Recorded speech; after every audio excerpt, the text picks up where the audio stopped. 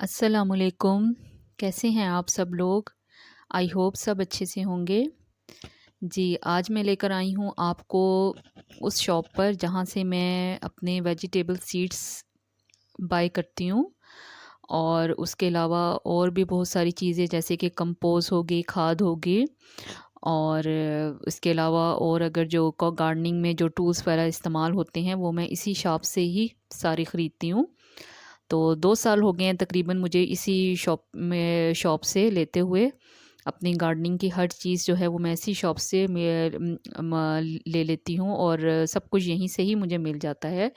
और लेकिन कभी-कभार ऐसे होता है कि कुछ सीड्स जो हैं वो मुझे यहाँ से नहीं मिलते, तो फिर वो मैं दराज़ से ऑर्डर कर लेती हूँ। तो वैसे ये है कि यहाँ से अल्हम्दुलिल्लाह हर चीज़ मिल जाती है। तो इन्होंने जो है सीड्स कुछ पैकिंग में रखे हुए हैं, कुछ इम्पोर्टेड पैकेट्स इनके पास हैं, लेकिन वो बहुत बड़े होते हैं, उनमें सीड्स काफ़ी क्वांटिटी में होते हैं।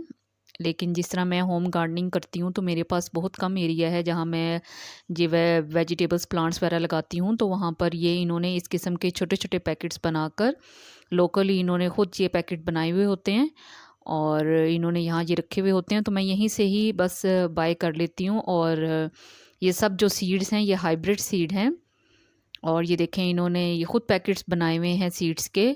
तो इतनी क्वांटिटी में तो इस्तेमाल नहीं होते, और बल्कि ये जो पैकेट्स मैं लेकर जाती हूँ इनमें से भी काफ़ी सारे बच जाते हैं।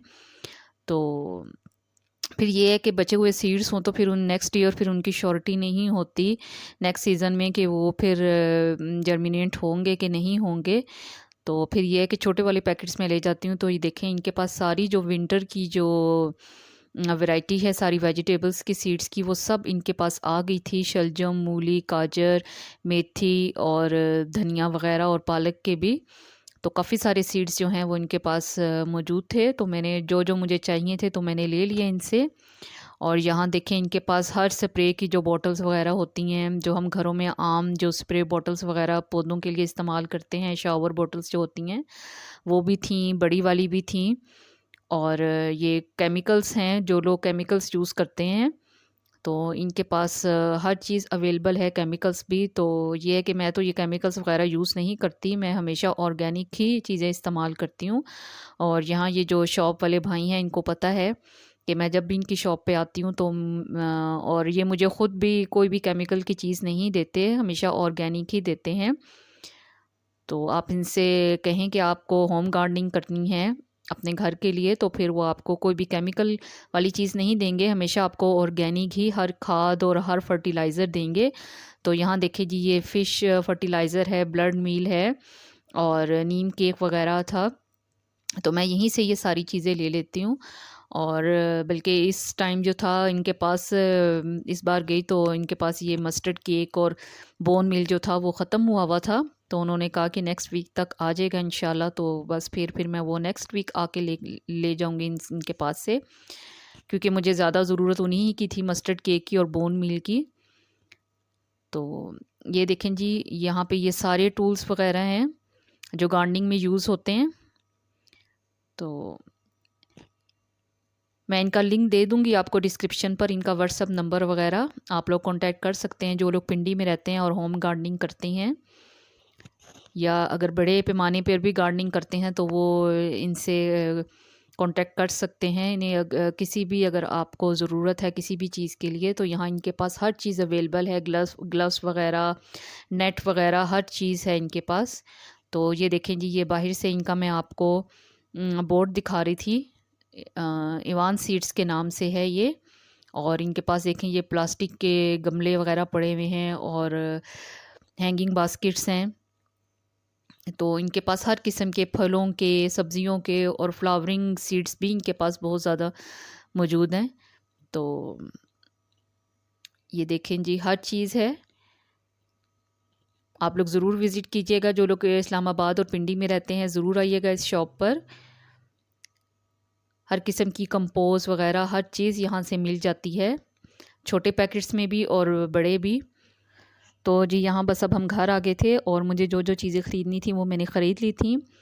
यहाँ जी मैंने ये जो बड़ा वाला पैकेट है ये वर्मी कंपोस्ट है, जो मैं अक्सर सीडलिंग में यूज़ करती हूँ जब मुझे सीड्स ग्रो करने होते हैं। तो मुझे विंटर वेजिटेबल्स के सीड्स ग्रो करने थे, तो मुझे इसके लिए उसमें ये ज़रूरत थी वर्मी कंपोस्ट की, और ये 3 केजी का पैकेट था। और साथ जो छोटा पैकेट है वो है कोकोपीट का।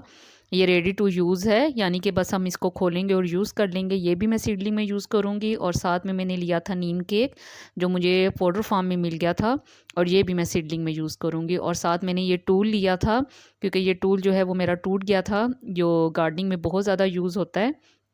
और यहाँ मैंने जी कुछ सीड्स लिए थे, जिसमें मैंने एक पैकेट मटर के सीड्स का लिया है, एक धनिए के सीड्स हैं, एक पैकेट जो है वो है अनियन का, प्याज के सीड्स हैं, और एक पैकेट है जी मेथी का, और एक जो पैकेट है वो मैंने पालक के सीड्स लिए थे।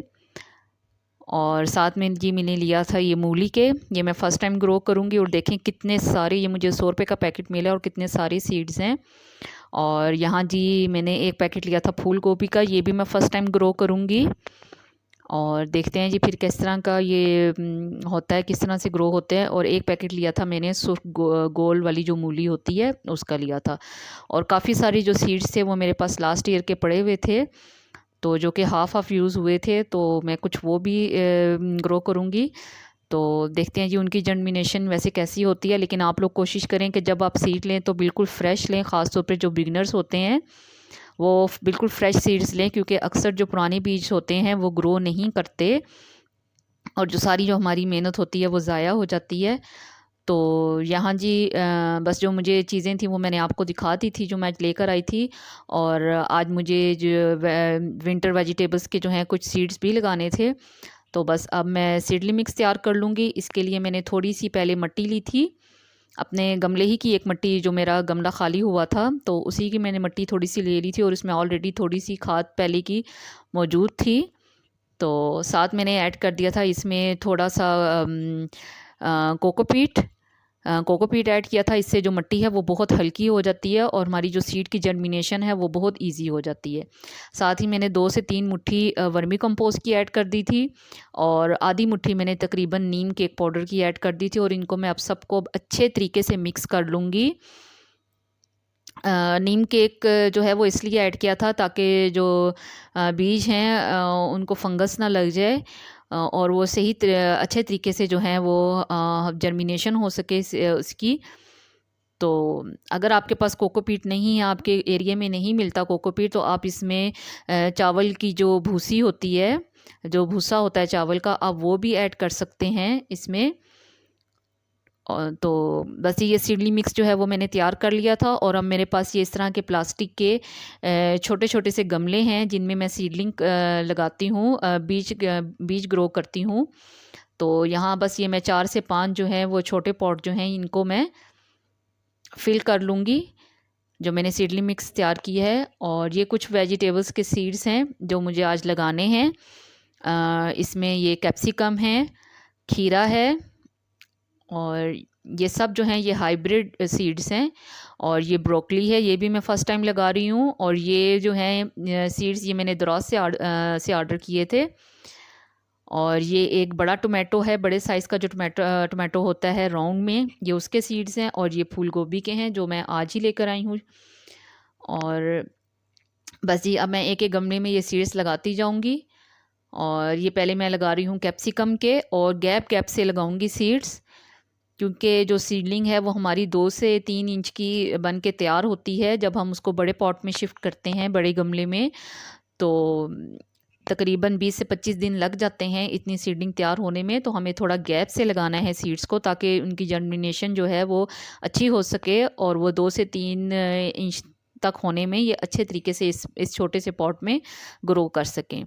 तो जी अब मैं लगा रही थी टोमेटो के सीड्स, और वो भी मैंने इसी तरह ही गैप से लगाए थे। और ये जो सीड्स हैं जैसे कैप्सिकम के हो गए और टोमेटो के हो गए, और जो आगे ब्रोकली और फूल गोभी के लगाऊंगी, तो ये बहुत छोटे छोटे से होते हैं। ये देखें, ये बहुत छोटे छोटे से हैं। और ये मैं फूल गोभी का लगा रही हूँ सीड्स, फूल गोभी के सीड्स हैं। तो सीड्स को लगा के आपने ऊपर बहुत थोड़ा सा, बिल्कुल ½ इंच से भी कम, आपने ऊपर सीडलिंग मिक्स की एक और लेयर लगानी है। बहुत ज़्यादा आपने ऊपर मिट्टी और नहीं डाल देनी, क्योंकि ये बहुत छोटे-छोटे से सीड्स होते हैं। अगर आप ज़्यादा मिट्टी डाल देंगे तो बीज जो हैं वो अंदर ही गल जाएँगे और वो ग्रो नहीं होंगे। और ये जो हैं ये ब्रोकली के हैं सीड्स, और जो पहले इससे पहले जो मैंने पॉट में लगाए थे वो खीरे के बीज थे। तो जी बस इस तरह से मैं सारे सीड्स को लगाती जाऊंगी, और इसी तरह ही से ऊपर जो है सीडली मिक्स और डालती जाऊंगी, और बिल्कुल हल्के शावर से आपने इसके ऊपर पानी डालना है। प्रेशर से पानी आप बिल्कुल भी नहीं डालेंगे, क्योंकि इससे जो है प्रेशर से पानी डालने से सीड अपनी जगह से हिल सकते हैं। तो इसी तरह जी शावर की मदद से मैं इसको अच्छे तरीके से पानी दे दूंगी, और इसको यहीं पे मैं शेडी एरिया में रख दूंगी जब तक कि इसमें जर्मिनेशन नहीं शुरू हो जाती। जब छोटे छोटे पौधे निकल आएंगे तो फिर मैं इसको डायरेक्ट धूप में रख दूंगी। तो यहीं तक थी जी हमारी आज की वीडियो।